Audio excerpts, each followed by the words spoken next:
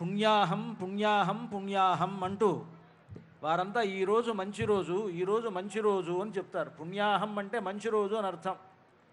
అలాగే ఈరోజు మంచి రోజు అని చెప్తూనే పుణ్యాహం కర్మణోస్తు అంటారు. పుణ్యాహం కర్మణోస్తు అని అంటే ఈరోజు చేస్తున్నటువంటి తిరుకల్యాణ మహోత్సవము అనేటువంటి ఆ కర్మ ఉన్నదే దానికి ఈరోజు మంచి రోజు అని అంటారు. అలాగే స్వస్తి భవంతో బ్రువంతు, జరిగేటువంటి ఈ కార్యక్రమానికి మంగళం జరగాలి అంటూ మంగళాశాసనం చేస్తారు. వృద్ధిం భవంతో బ్రువంతు అంటూ ఈ కార్యక్రమం గొప్ప వృద్ధిగా ఉండి అందరికీ సుఖ సంపదలను కలుగజేయాలి అని ప్రార్థిస్తారు. ఇలా ప్రార్థించిన తర్వాత ఆ కలశంలో ఉండేటువంటి తీర్థాలను వేదమంత్రములతోటి అభిమంత్రణం చేస్తారు. వాటిని ఆ తీర్థములను పవిత్రం చేసేటువంటి ఒక మంత్రములుగా వేదములు చెప్పాయి. అటువంటి ఆ మంత్రములతో పవిత్రమైనటువంటి ఆ తీర్థాన్ని ఇక్కడికి వచ్చినటువంటి మనపైన, మనం తీసుకొచ్చినటువంటి ద్రవ్యములపైన, మనం కూర్చున్నటువంటి స్వామివారి కళ్యాణం జరిగేటువంటి చోట దాన్ని ప్రోక్షిస్తారు. అలా ప్రోక్షించడం వలన స్థలశుద్ధి, ద్రవ్యశుద్ధి, ఆత్మనశుద్ధి అని ముందుగా మనం అందరం కూడా శుద్ధి కావాలి. అదేవిధంగా మనం ఉన్నటువంటి ఈ ప్రాంతమంతా శుద్ధి కావాలి. దాంతోపాటుగా మనం తీసుకొచ్చినటువంటి ద్రవ్యములు శుద్ధి అయి భగవంతునికి కైంకర్య యోగ్యం కావాలి అనేటువంటి అభిప్రాయంతో ఈ విధంగా ఈ పుణ్యాహవాచన కార్యక్రమాన్ని అర్చక స్వాములు నిర్వహించడం జరిగింది. విశ్వక్సేన పూజ పుణ్యాహవాచనం కాగానే ఇప్పుడు ఈనాడు జరిగేటువంటి ఈ కళ్యాణోత్సవం సీతారాములకు కనుక ఆ సీతారాములిద్దరినీ వివాహాగారాన్ని ప్రవేశింపజేయడం అనేటువంటి కార్యక్రమం జరుగుతూ శ్రియోద్వాహము అని అంటారు. దీన్ని శ్రియోద్వాహము అని అంటే సీతా కళ్యాణం. ఇక్కడ శ్రీ అంటే సాక్షాత్తు సీతా మహాలక్ష్మి అనమాట. అంటే మహాలక్ష్మియే అయోనిజగా ఈ భూమి యందు అవతరించింది కనుక ఆమెడకు శ్రీ అని పేరు. కనుక అలాంటి ఆ శ్రియోద్వాహ కార్యక్రమాన్ని ఇక్కడ అర్చక స్వాములు నిర్వర్తిస్తారు. ఆ శ్రియోద్వాహంలో ఏం చేస్తారంటే ఇప్పటి వరకు స్వామివారి పక్కనే ఉన్నటువంటి అమ్మవారిని ఇలాగా మనందరికీ ఇలా చూపిస్తూ అర్చక స్వాములు మీరంతా దర్శించండి అమ్మవారిని అని మనందరం దర్శించుకునే విధంగా 4 వైపులా ఇక్కడ భక్తులంతా కూర్చొని ఉన్నారు. అన్ని వైపులా కూడా అమ్మవారిని అలా చూపిస్తూ అర్చక స్వాములు మీరంతా అమ్మవారిని దర్శించుకోండి, మీకు సకల శుభములు జరుగుతాయి అంటూ అర్చక స్వాములు ఆ శ్రియోద్వాహ కార్యక్రమాన్ని నిర్వర్తిస్తారు. చక్కగా మనమంతా కూడా సేవిద్దాం. ఓం యుజానః ప్రథమం మనస్తత్వాయ సవితా ధియః అగ్నిం జ్యోతిర్నిచాయ పృథివ్యా అధ్యాభరత్.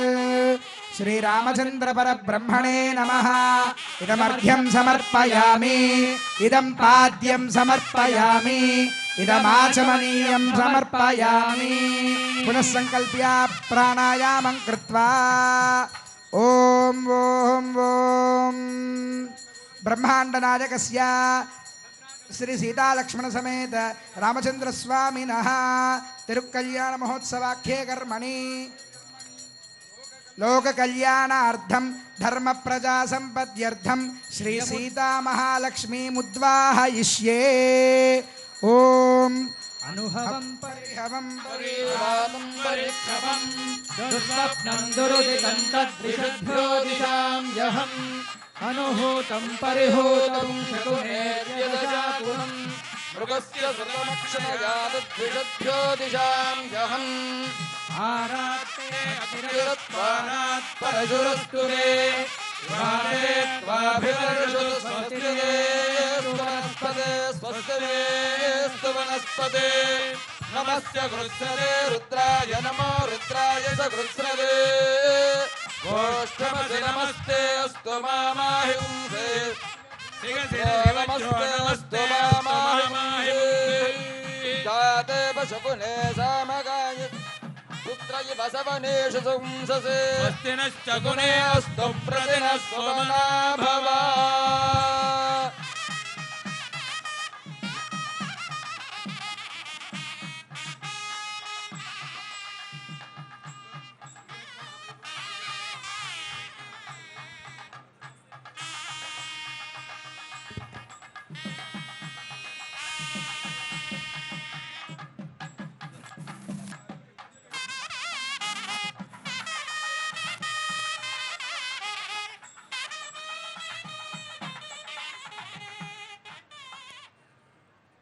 లక్ష్మీదేవి భగవంతుడు ఏ ఏ అవతారాలను ధరిస్తూ ఉంటాడో ఆ అవతారములకు అనుగుణంగా ఆవిడ కూడా అవతరిస్తూ ఉంటుంది.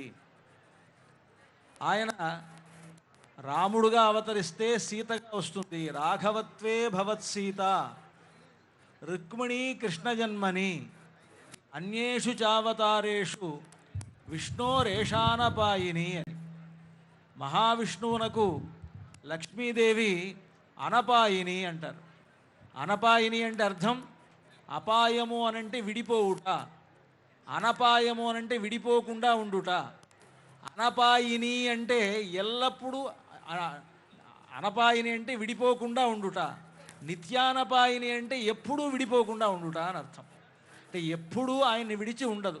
ఆయన బ్రహ్మచారిగా వామనావతారంలో వచ్చినప్పుడు కూడా ఆ వామనుడి వక్షస్థలంలోనే ఉంది ఆవిడ. అహలహిల్లేన్ ఇరయమెన్రు అలర్మేల్ మంగ యురైమార్భా అని నమ్మాళ్వార్లు అంటారు. ఆ స్వామిని నేను విడిచి ఒక క్షణం కూడా ఉండలేను అని నిత్యం ఆయన వక్షస్థలంలో ఉండేటువంటి ఆవిడ కనుక ఉండి ఏం చేస్తుంది ఆవిడ అంటే ఆయన దగ్గర ఉండేటువంటి క్షమాగుణాన్ని వర్ధింపజేస్తుందిట. ఈశానాం జగతోస్య వెంకటపతేహే విష్ణోఃపరాం ప్రేయసీం తత్వక్షస్థల నిత్యవాసరసికాం తక్షాంతి సంవర్ధినీం. ఆయన వక్షస్థలంలో ఉండి సహజంగానే ఓర్పు కలిగినటువంటి భగవంతుని యొక్క ఓర్పుని మరింతగా వృద్ధి చేస్తుంది. ఓర్పు ఉంటే ఏం జరుగుతుంది అంటే మనబోటి వాళ్ళందరినీ రక్షించాలని స్వామికి అనుగ్రహం కలుగుతుంది. ముఖ్యంగా మనం చాలా తప్పులు చేస్తుంటాం. ఇటువంటి తప్పులన్నిటినీ క్షమించాలి కదా ఆయన. కనుక అలాంటి క్షమాగుణాన్ని పెంపొందింపజేస్తూ నిరంతరం ఆయన వక్షస్థలంలో ఉండేటువంటి లక్ష్మీదేవి ఆయన రాముడుగా అవతరించబోతూ ఉండగానే ఆయన రాముడుగా కౌసల్యాదేవి గర్భంలో ప్రవేశించాడు. ఆయన ఎట్లాగా అంటే దశరథ మహారాజు గొప్ప పుత్రకామేష్టి యాగాన్ని చేసి ఆ పుత్రకామేష్టి యాగ ఫలంగా రాముణ్ణి తన కుమారుడుగా అవతరింపజేసుకున్నాడు. కానీ సీతమ్మ వారు అలా కాదు, రాముడి కంటే ముందుగా తాను వస్తుంది అన్నమాట. అంతేకాదు ఆవిడ చెప్తుంది రామచంద్రమూర్తితోటి, మృద్నంతి కుశకంటకాన్, రామా నువ్వు అడవికి వెళుతున్నావు కదా, నీకంటే ముందే నేను వెళతాను అని. నీకంటే ముందు నేను ఎందుకు వెళ్ళాలి అంటే నీకు ఎటువంటి కష్టం కలగకూడదు. ఎందుకంటే నువ్వు నడుస్తూ ఉంటే మధ్య మధ్యలో ఎక్కడైనా ముళ్ళు గిళ్ళు ఉంటే ఆ ముళ్ళను నేను తీసేయడానికి కోసమని ముందుగా నేనే వెళ్తానంటుంది. సీతమ్మగానే అలా ఉంటే, అవతారమూర్తి అయినటువంటి సీతమ్మగానే ఆవిడ అలా ఉంటే ఆయన ఏ అవతారంలో ఉన్నా ఎప్పుడైనా సరే ఆయన కంటే ముందే ఆవిడ వస్తుందిట. కనుకనే ఇక్కడ సీతమ్మగా ఆవిడ జనక మహారాజు యొక్క చూడండి అమ్మవారు అర్చక స్వాములు అమ్మవారిని అలాగా దీన్ని ఆ చేతిలో ఉంచుకొని దీన్ని కైత్తల సేవ అంటారు సంప్రదాయంలో.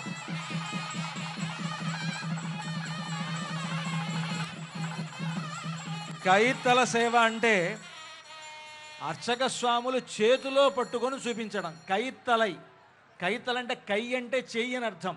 కైత్తల సేవ అంటే చేతి పైన ఉంచుకొని అర్చక స్వాములు మనందరికీ కూడా దర్శింపజేస్తున్నారు. అదుగో తూర్పు వైపు నుండి ప్రదక్షిణంగా అమ్మవారు అలాగ దక్షిణం వైపు నుండి అలాగ పశ్చిమం వైపుకు, పశ్చిమం నుండి ఉత్తరం వైపుకు వెళ్ళి మళ్ళీ తూర్పుకి వచ్చి ఉండి స్వామివారికి అభిముఖంగా కూర్చుంటారు. దీనికే శ్రీయోద్వాహము అని పేరు. కళ్యాణం ఒక భద్రాచలంలో జరిగేటువంటి సీతారాముల కళ్యాణంలో సంవత్సరానికి ఒకమారు మాత్రమే ఈ విధంగా సీతమ్మ వారు ఎదురుగా ఉండి కళ్యాణాన్ని స్వీకరిస్తారు. 360 రోజులు స్వామివారికి నిత్య కళ్యాణం జరుగుతుంది. అయినా సీతమ్మ వారు పక్కనే ఉండి కళ్యాణం స్వీకరిస్తారు ప్రతిరోజు కూడా. కానీ ఒక శ్రీరామనవమి నాడు మాత్రమే ఈ విధంగా రాముల వారికి అభిముఖంగా ఉండి రాముల వారి ఎదురుగా కూర్చొని అందరి వలె ఆవిడ ఒక కళ్యాణాన్ని ఈనాడు స్వీకరిస్తుంది.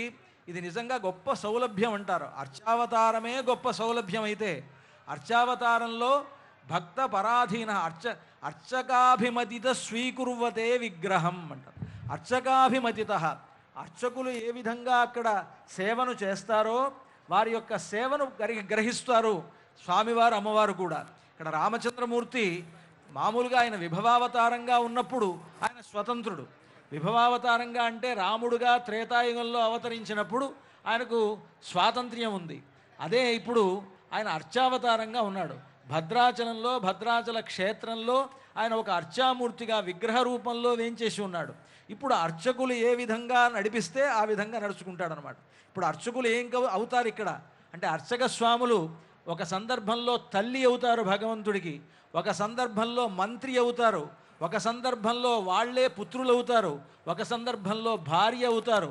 ఒక అర్చకుడే ఇన్ని రకాల పాత్రలు పోషిస్తాడనంట. ఏదో స్వామివారికి ఏమిటంటే ఆయన చేసేది అభిషేకం చేసేటప్పుడు తల్లి అవుతాడు, అలాగే ఆయనకు ఆరగింపు చేసేటప్పుడు భోజనం పెట్టేటప్పుడు తల్లి అవుతాడు, ఆయన ఊరేగింపు జరిగేటప్పుడు ఈ వీధిలో ఊరేగింపు జరగాలి, ఆ వీధిలోకి వెళ్ళాలి, ఈ వీధిలోకి వెళ్ళాలి అని నిర్దేశించేటువంటి వాడు అర్చక స్వామి కనుక మంత్రిగా ఉండి ఆ ఊరేగింపును నడిపిస్తారట అర్చక స్వామి. కనుక ఇక్కడ అర్చకాభిమతిత స్వీకురువతే, అర్చకాభిమతిత అర్చకులైనటువంటి వారు. అర్చకులంటే మీరంతా అనుకుంటారు అర్చకులు చేస్తున్నట్టుగా, అలా కాదండి, భక్తపరాధీన. అర్చకులంటే కేవలం వాళ్ళనే కాదు, వాళ్ళు ఒక రకంగా సేవ చేస్తున్నారు, మనం ఒక రకంగా సేవ చేస్తున్నాం. మనం చేసేది అర్చకత్వమే, వాళ్ళు చేసేది అర్చకత్వమే, అంతే తప్ప అర్చకులంటే వారు మాత్రమే అనుకోకండి. కాకపోతే వారికి అలాంటి ఒక యోగ్యతను భగవంతుడు కలుగజేశాడు, వాళ్ళు అలా ఉన్నారు. మనకు కొన్ని యోగ్యతలు కలుగజేశారు, మనం ఆయనకి అనేక రకాలుగా ఆభరణాలు సమర్పిస్తున్నాం. చూడండి, త్వరలో మనకు తెలంగాణ ప్రభుత్వం మన భద్రాచల క్షేత్రానికి 350 కోట్లు రిలీజ్ చేసి భద్రాచల క్షేత్రాన్ని అభివృద్ధి చేస్తోంది అని అంటే వాళ్ళు కూడా స్వామికి చేసేటువంటి అర్చకత్వమే అది. అంటే గవర్నమెంట్ మొత్తం తెలంగాణ రాష్ట్రం అంతా కూడా ఈనాడు రామ సేవలో తరిస్తోంది అంటే ఎంత గొప్ప విషయం అది. ఇదంతా కూడా అర్చకత్వమే, అంతా అర్చనే. ఒక్కొక్కళ్ళు ఒక్కొక్క రకమైనటువంటి అర్చన చేస్తారు. స్వామివారి ఇక్కడికి రావడానికంటే ముందు సంకీర్తనార్చన జరిగింది, వేద పండితులైనటువంటి వారు వేద మంత్రార్చన చేశారు. అర్చక స్వాములు అక్కడ వారికి నేరుగా స్వామివారికి పరిచర్యలు చేస్తున్నారు. అమ్మవారికి శ్రీయోద్వాహం అనేటువంటి కార్యక్రమంలో స్వామివారికి అభిముఖంగా సీతమ్మ వారిని వేంచేపు చేసి వెంటనే ఇప్పుడు మన కళ్యాణోత్సవాన్ని ప్రారంభించబోతూ ఉన్నారు అర్చక స్వాములు. అంతా కూడా సేవించండి. ఆ సీతమ్మ వారు ఆనాడు ఆ రాముడి కంటే కూడా ముందుగా వచ్చింది అని, దీనికి ఒక సందేహం మనకి రావచ్చు. రాముడి కంటే ముందే వచ్చింది అంటే రాముడి కంటే సీతమ్మ పెద్దదా అని సందేహం వస్తుంది మీకు. ఇలాంటి సందేహాలు రాకుండా ఉండడం కోసమని రాముడి కంటే ముందే ఆవిడ వచ్చినా రాముడు లోకంలో అవతరించిన తర్వాత తాను బయటికి కనిపించింది అన్నారు. అంటే బయటికి కనిపించడం ముఖ్యం, కానీ బయటికి రావడం కాదు ముఖ్యం. పై లోకం నుండి కింద లోకానికి వచ్చింది. జనక మహారాజు దున్నేటువంటి యజ్ఞభూమిలో చేరి రామచంద్రమూర్తి భూలోకానికి వచ్చిన తర్వాత జనక మహారాజు భూమిని దున్నుతున్నప్పుడు దున్నినప్పుడు ఆ భూమి నుండి ఆవిడ ఆవిర్భవించింది. కనుక సీతమ్మ వారు ముందే వచ్చిందంటే అర్థం రాముడి కంటే ముందు పుట్టిందని అర్థం కాదు. రాముడు భూలోకంలో అవతరించిన తర్వాతే ఆవిడ వచ్చింది. కనుక ఆ విధంగా అంటే ఆవిడ ముందు రావడంలో ఉద్దేశం ఏమిటంటే స్వామివారి కంటే ముందే ఒక సేవకురాలుగా తాను ఉంటుంది అని చెప్పడం దీంట్లో ఉద్దేశం. కనుక అలాంటి సీతమ్మ వారు ఇక్కడికి వేంచేసి ఉన్నారు. ఇది భూలోక వైకుంఠం. ఈనాడు మనకి జరిగేటువంటి ఈ కళ్యాణోత్సవం ఎంత గొప్పది అని అంటే భూలోక వైకుంఠమైనటువంటి భద్రాచల క్షేత్రంలో జరుగుతున్నటువంటి ఒక గొప్ప కళ్యాణం. శ్రీరమ సీతగాగ నిజ సేవక బృందము వీర వైష్ణవాచార జనంబుగాగా విరజానిది గౌతమిగా వికుంఠమున్నారయ భద్రశైల శిఖరాగ్రముగాగ వసించు చేతనోద్ధారకుడైన విష్ణుడవు దాశరథి కరుణాపయోనిధి అంటూ రామదాసు గారు అంటారు. కనుక భూలోక వైకుంఠమైనటువంటి భద్రాచల క్షేత్రంలో శ్రీయోద్వాహ కార్యక్రమాన్ని అర్చక స్వాములు నిర్వహిస్తూ సీతమ్మ వారిని రామచంద్రమూర్తికి అభిముఖంగా ఇక్కడ వేంచేపు చేసి ఉన్నారు. మంగళం కౌసలేంద్రాయ మహనీయ గుణాత్మనే చక్రవర్తి తనూజాయ సార్వభౌమాయ మంగళం భద్రాచల నివాసాయ భద్రాయ పరమాత్మనే జానకీ ప్రాణనాథాయ రామచంద్రాయ మంగళం మంగళాశాసన పరైర్మదాచార్య పురోగమైః సర్వైశ్చ పూర్వైరాచార్యైః తత్కృతాయాస్తు మంగళం. ఓంకార రామ గోవింద భక్త రామదాస వరద గోవింద. జై శ్రీరామ్, జై జై శ్రీరామ్.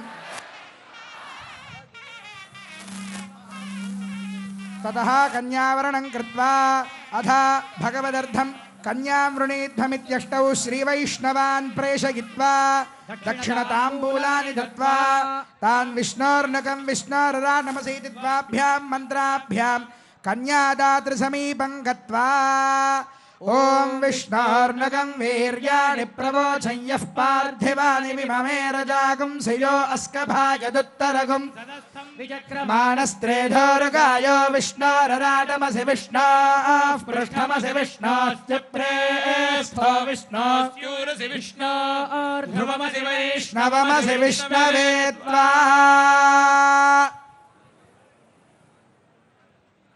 విష్ణోరరాటమసి విష్ణోః పృష్ఠమసి విష్ణోశ్చ ప్రేస్థో విష్ణోస్యూరసి విష్ణోర్ధ్రువమసి వైష్ణవమసి విష్ణవే త్వా. ఈ శ్రియోద్వాహం జరిగిన తర్వాత అష్టౌ బ్రాహ్మణాన్ ప్రేషయిష్యే అని ఇక్కడ కళ్యాణ వాక్యం చెప్తున్నది. 8 మంది బ్రాహ్మణులను 8 దిక్కులకి పంపిస్తూ ఉన్నారు. ఇప్పుడు అందరికీ మాలాంటి వాళ్ళందరికీ మెళ్ళో కండువా వేసి తాంబూలం ఇచ్చారు కదా.